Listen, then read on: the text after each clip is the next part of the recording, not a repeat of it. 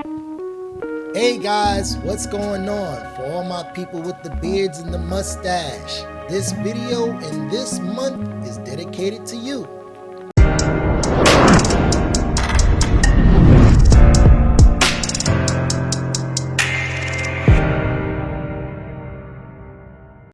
Hey everybody, welcome to the temple. My name is Luigi and you're rocking with the L. Hopefully everyone's having a wonderful November. Thanksgiving is like 3 or 4 days away, and man, we already know that we are eyeing out that turkey. I love it. Now, for y'all who've seen the thumbnail, you know what it is, and you know what I'm about to discuss. This month is all about growing out the beards and the mustaches, so all my men stand up. And the reason why we're doing this, because a lot of people don't really understand, is that we're trying to bring awareness to all of our men, our young men, and little boys who will become men in the future, of some of the things that are at risk for the guys. And for this month, we're dedicating it to prostate cancer. Now, some of y'all may not even understand what a prostate is, and I'm gonna paraphrase it, but y'all see here right in front of y'all face. The prostate is a gland that resides between the urinary tract and the rectum. It's a walnut-sized beam which helps with urinary function as well as sexual reproduction,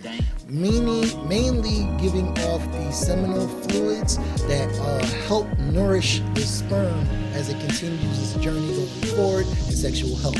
Also giving some fluids for things that waste products that come out of the kidneys and the livers. And y'all are saying like, wait a minute, what does that have to do with anything? Well, prostate cancer in itself is one of many cancers in men's health that is second to the leading causes of death in men around the world. Doesn't matter what you are, it's just for all men around the world. This is one of the second most leading causes of death to human. Number one being heart disease, but both of these things can be mitigated.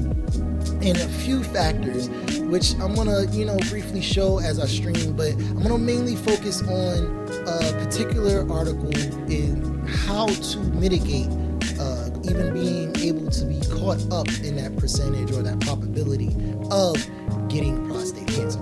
So with that out of the way, I'm going to do a little quick switch, and I'm going to show you some of the articles that I'm talking about, which discusses how it's number 2 and some of the numbers, because some of those numbers are quite huge. So let me go ahead and do a switch out real quick. Boom. So as you can see here on the video, according to the CDC, the leading cause of cancer death in men are lung cancer, prostate cancer, and colorectal cancer. So I'm going to skip the lung. We'll talk about that in another time, but we're going to focus mainly on what this month is trying to bring awareness to, which is the prostate cancer. The Prostate Cancer Foundation lists the following symptoms: a need to urinate frequently, especially at night, difficulty starting urination or holding back urine, weak or interrupted flow of urine, painful or burning urination, difficulty in having an erection, painful ejaculation, blood in urine or semen, or frequently pain or stiffness in the lower back, hips, or upper thighs. This here, it can be very problematic, okay?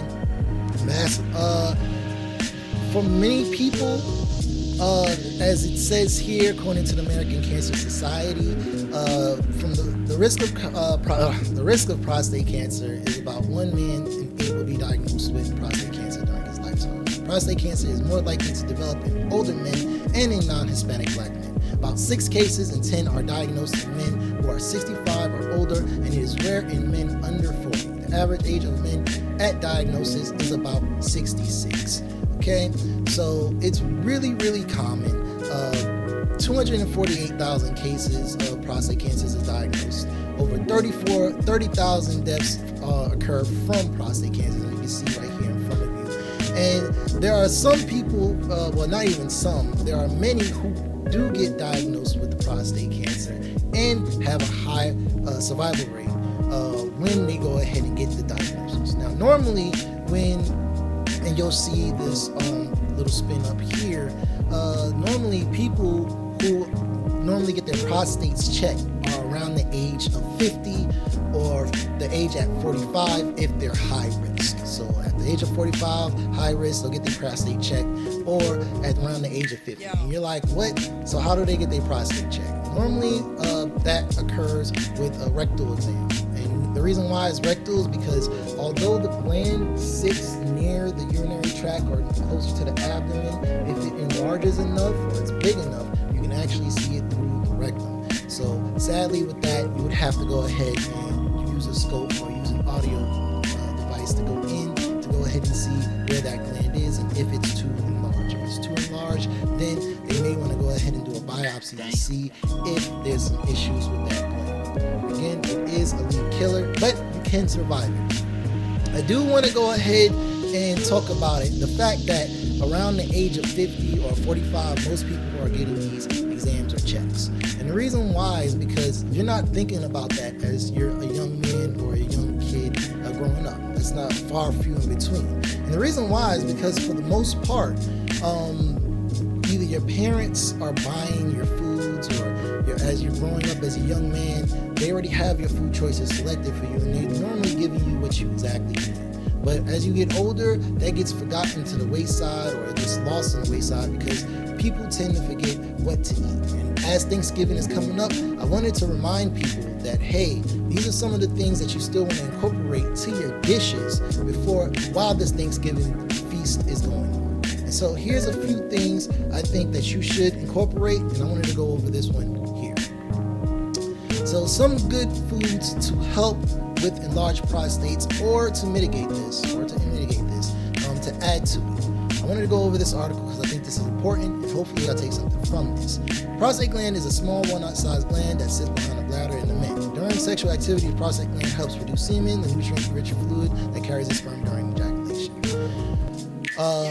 This article is going to talk about the 10 foods that you should go ahead and try to incorporate. So as it's going over some of the acronyms and nicknames, I don't want y'all to focus too much on that. If you're in medicine, you would know what that is. But if you're not in medicine, it's pretty much going over the basis that the prostate gland is primarily impacted by the male hormone testosterone. Testosterone being a huge thing, but if you have overproduction of testosterone, it can impact the prostate gland and in fact cause cancerous cells to grow DHT levels, as you can see here. So some of the good foods that you should eat is some salmon, some tomatoes, some berries, broccolis, nuts, citrus, onions, and garlic. Garlic is one of those key seasonals that I would absolutely say should be incorporated in many, many dishes. A lot of people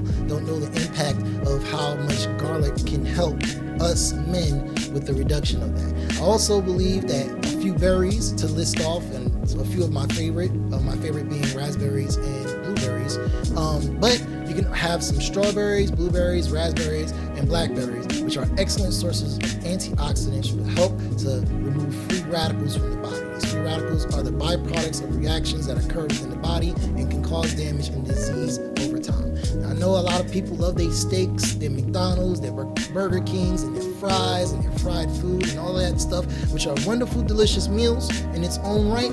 However, by incorporating some of these dishes through your daily lives, twice or 3 times out of the week, you would find that using these foods would help as you get to an older state, to that age of 45 or to that age of 50, mitigate your chances of catching prostate cancer. So they also have some foods listed to avoid. We all know that we love our red meats. Like again, that's that steak plus more steak on top of steak is steak. I got you. I feel you. And this Thanksgiving, I can see somebody throwing a steak platter right alongside that turkey. Kid you not, I can see it happening. However, again, you want to try to avoid constantly eating red meats. Suggest that going red meat free may help improve prostate health. In fact, daily meat consumption is believed to triple the risk of prostate enlargement. So again, if you're going to do that, if you're going to go with the meat route, again, I'm not against it. I love it. I enjoy that stuff. Incorporate some fruits from the upper list of this article. So dairy, everybody, milk and cereal. Cereal and milk, cricket, cereal and milk. one of the best things to go ahead and eat and enjoy, but people tend to forget to eat fruits. And again, they think that they're getting their daily fruits by eating bananas and apples, and that is not the case. You need berries and water-based fruit throughout your day as well. And those water-based fruits being watermelons, melons, grapes, things of those natures that would help with the movement of blood flow as well as the movement of your urinary tract. So hopefully y'all are incorporating that in your diet, and not only just milk and beef, milk and beef, milk and beef. Caffeine is really good for those people who work out in the gym in the morning, give you that upper, give you that energy boost, so that way you can lift them weights and keep them getting big. But again, this can be some stuff that you want to avoid, not always having caffeine throughout the day. It can act as a diuretic, which means that it can increase how much or how often you urgently have to go ahead and urinate. Cutting back on coffee, tea, soda, and chocolate may improve urinary symptoms of BPH, which, as we have seen in the earlier article, BPH may be one of those leading factors to go ahead and get that prostate enlarged. Alcohol, and we all know Thanksgiving, we all gonna be drinking. I've been drinking.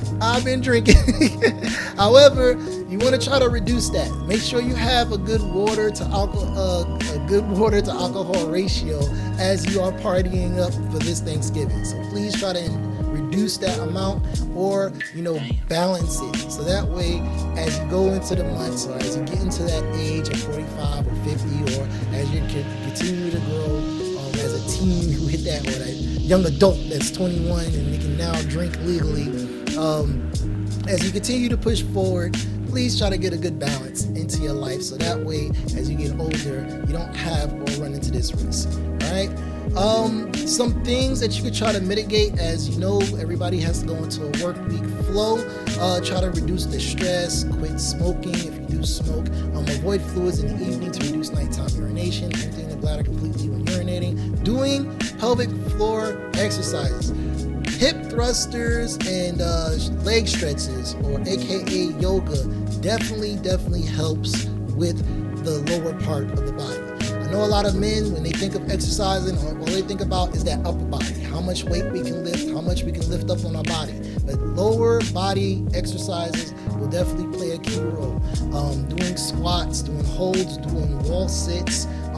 If you don't feel comfortable doing that, doing front kicks, doing side kicks, doing high kicks, kicking in general, just kicking the air or kicking a bag, it activates your hip flexors, or doing side straddle hops, or doing football stances. Things of that nature opens up the hip gates, engages those muscles down there, and it helps with reduction of prostate cancer.